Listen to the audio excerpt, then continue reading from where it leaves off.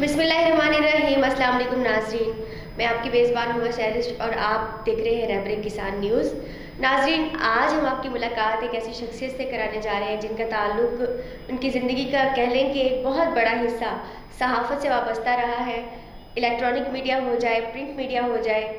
आप साबिक़ resident editor रोज़नामा नवाए वक्त मुल्तान रहे, साबिक़ सदर Multan press club, council of all Pakistan press clubs के बानी सदर भी रहे।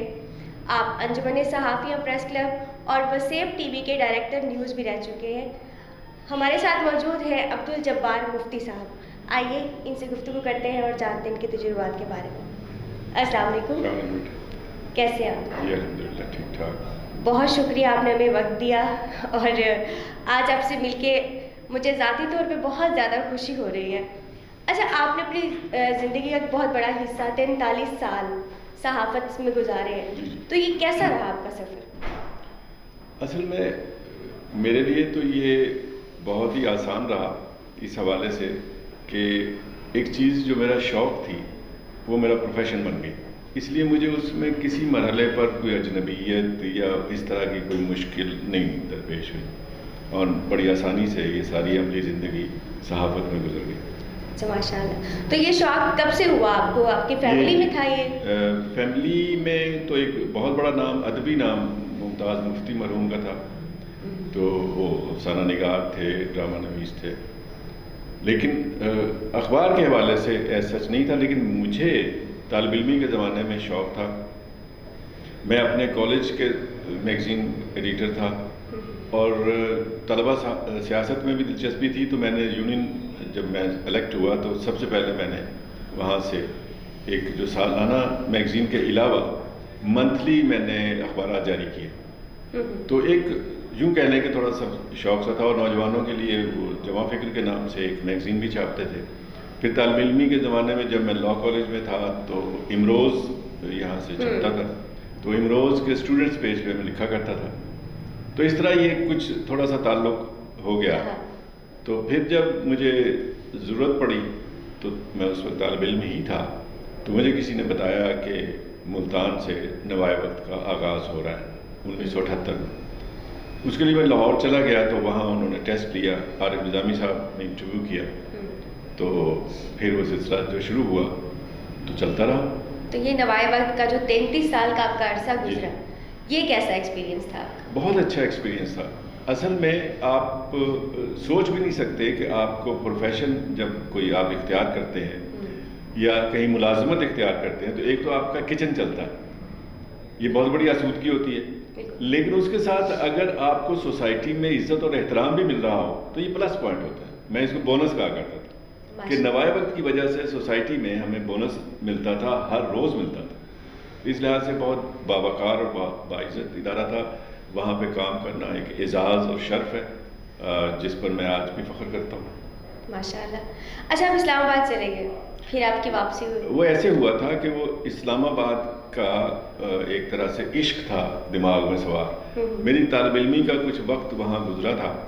उस वक्त मैं वहाँ स्टूडेंट्स यूनियन का प्रेसिडेंट, एक इकलौता कॉलेज था उसका बना था, तो वो एक दौर ऐसा था जैसे ख्वाब आवर दौर। तो यहाँ जब जॉब कर रहा था तो मेरे जहन हमेशा इस्लामाबाद याद रहता था, उसकी सड़कें, उसकी पहाड़ियाँ, उसकी खूबसूरती उस शहर में है जी, मौसम भी खास तौर।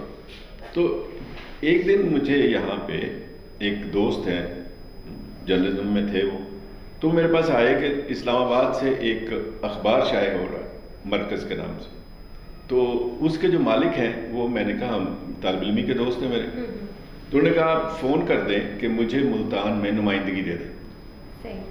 मैंने फ़ोन किया तो जो उसके मैनेजिंग एडिटर थे उनको मैंने कहा कि इस तरह, उन्होंने कहा जी ये तो हो गया, लेकिन पहले आप आए हमारे पास, हमें मशवरा दे दें। वो मशवरा देने के लिए गया तो उन्होंने कहा जी कि आप हमारे दोस्त हैं तो हमें ज्वाइन करें, कल को जब अखबार चल पड़ेगा तो फिर लोग खुद आएंगे, अब तो हमारे दोस्त ही आएंगे। वो फिर मैं जैसे जज्बाती होता है मसला, तो मैंने फिर वो खड़े खड़े इस्तीफ़ा दे दिया यहाँ से और चला गया इस्लामाबाद। लेकिन वो अखबार ज़्यादा न चल सका, कुछ साल 1.5 साल में हम समझ आ गई कि अब यहाँ शायद मज़ीद मुश्किल हो, तो फिर वापस नवाए वक्त में, तो इस लिहाज से वो सिवाय 1.5 साल का वक्फा उसके अलावा सारा नवाए वक्त में रहा।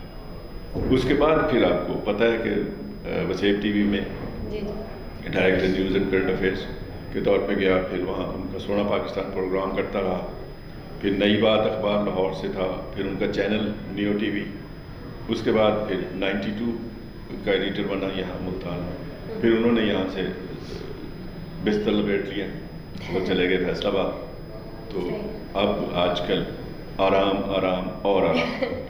بہتر ہے، زندگی کی کچھ عرصے میں آرام بھی ہونا چاہیے. اچھا، آج کا پریس کلب اور آپ کے زمانے کا پریس کلب، اس میں کیا فرق تھا؟ وہی فرق ہے جو آج کی صحافت اور ماضی کی صحافت میں. بہت اچھا جواب، کچھ تفصیل اس کی. اصل میں جب ہم نے پریس کلب کی طرف رخ کیا تھا تو اس وقت یہ صرف ایک عمارت تھی. یہ عمارت کبھی کبھی کرائے پہ دی جاتی تھی اسٹیج ڈراموں کے لیے. اس کا ایک ہال تھا اور کہا جاتا تھا کہ پریس کلب پر تالے لگے ہوئے ہیں، باہر تالے لگے ہوئے ہیں، اندر جالے لگے ہوئے ہیں. تو جب ہم نے، ہمارے دوستوں نے اس طرف رخ کیا تو پھر اس کو ہم نے باقاعدہ ایک پریس کلب بنایا. تو اس میں ایکٹیویٹی شروع کی جرنلسٹک، اور پھر اب بڑھتے بڑھتے صحافیوں کی تعداد میں بے شمار اضافہ ہوا. میرا خیال ہے جب ہم نے پریس کلب کی طرف گئے تھے تو اس وقت 20-25 صحافی ہوتے تھے جو اس کے ممبر ہوتے تھے. اب تو سینکڑوں ہیں. ایک تو یہ ہے کہ اب ہجوم ہے، دوسرا یہ ہوا کہ ہر مزاج کے لوگ آتے ہیں. میرا مزاج تھوڑا سا مختلف تھا، اب اس کے بعد جو لوگ آئے اپنے اپنے مزاج کے مطابق چلاتے رہے.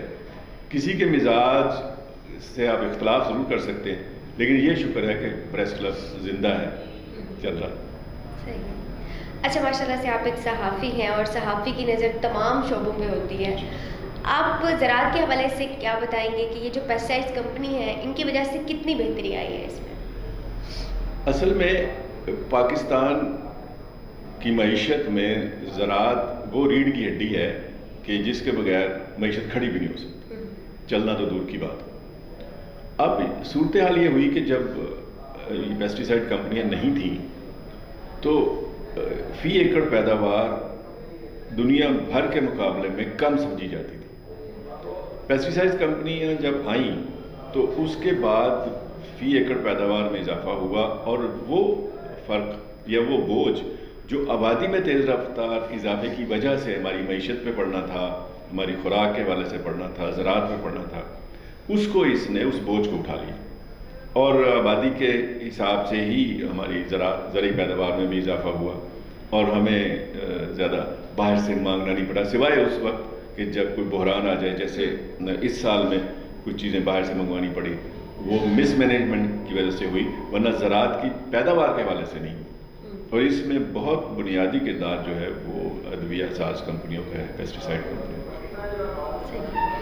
صحافت سے ریلیٹڈ کوئی ایسا واقعہ جو آپ کو ابھی بھی یاد ہے؟ مطلب ویسے تو آپ کی زندگی پوری صحافت سے جڑی ہوئی ہے، کوئی ایسا دلچسپ واقعہ جو آپ کو ابھی بھی یاد ہو؟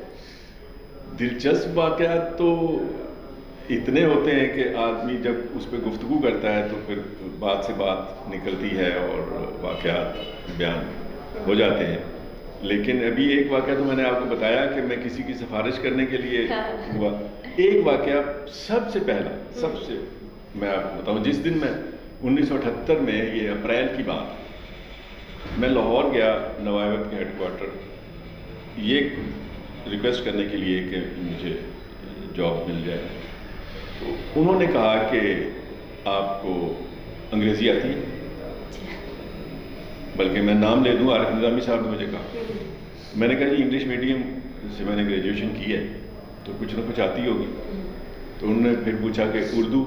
تو میں نے کہا ظاہر قومی زبان ہے تو بالکل آتی ہوگی. تو مجھے تیسرا سوال انہوں نے پوچھا کہ سبنگ آتی ہے؟ اب حاشا وکلا میں نے یہ لفظ پہلی دفعہ سنا.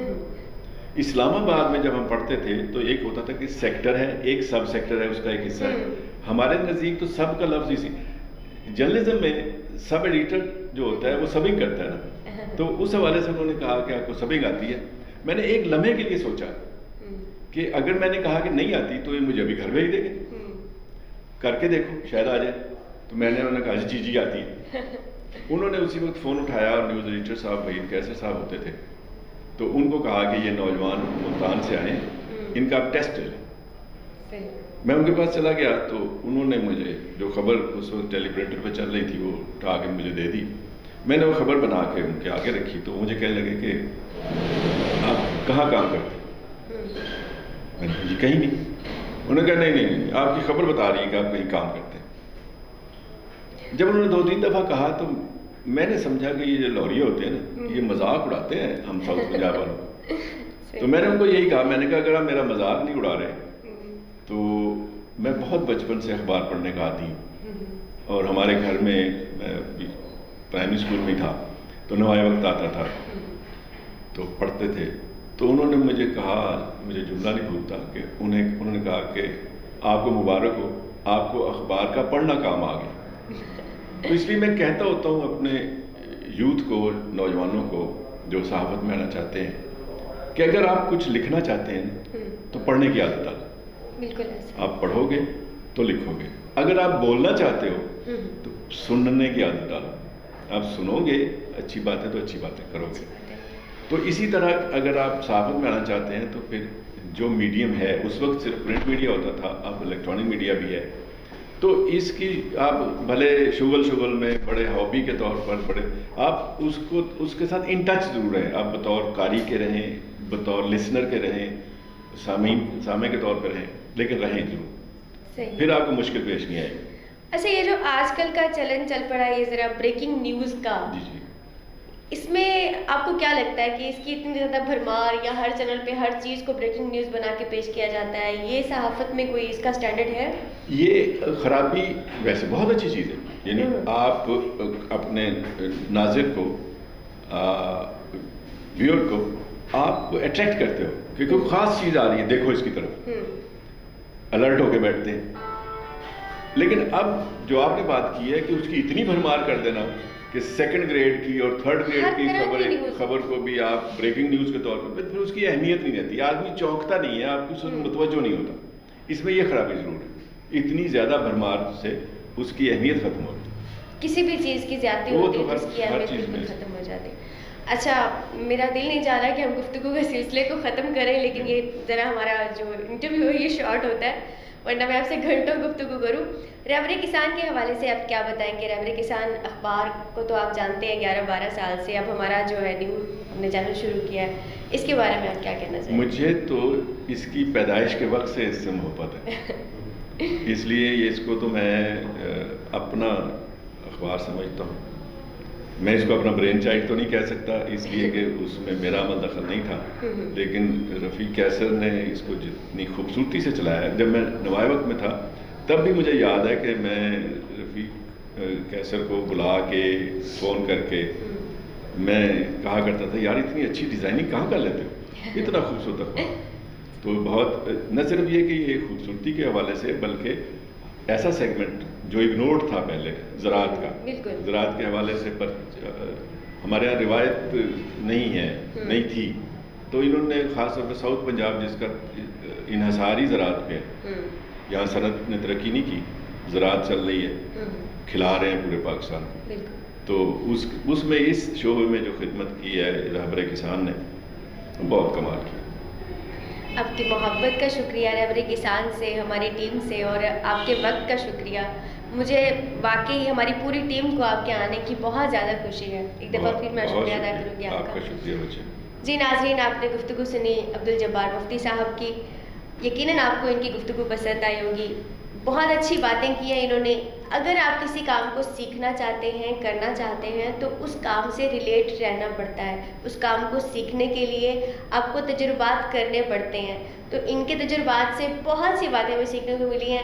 ایسے ہی بہت سے انٹرویوز ہم آپ کے ساتھ شیئر کرتے رہیں گے۔ تب تک کے لیے مجھے دیجیے اجازت۔ اللہ حافظ۔